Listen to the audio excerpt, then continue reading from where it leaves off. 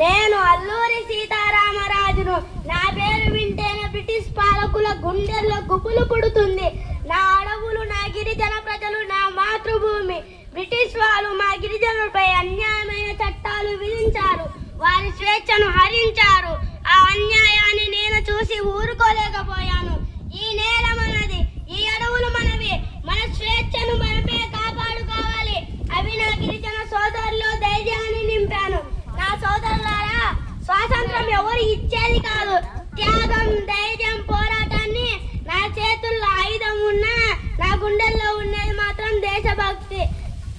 British తుపాకులు నన్ను భయపెట్టలేకపోయాయి, ఎందుకంటే నా వెనుక నా గిరిజన సోదరులు ఉన్నారు. నా హృదయంలో భారతమాత ఉంది.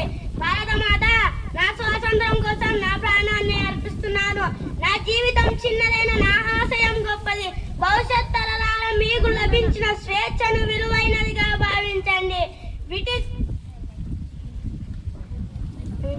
దేశాన్ని ప్రేమించండి, దేశం కోసం పనిచేయండి. జై హింద్.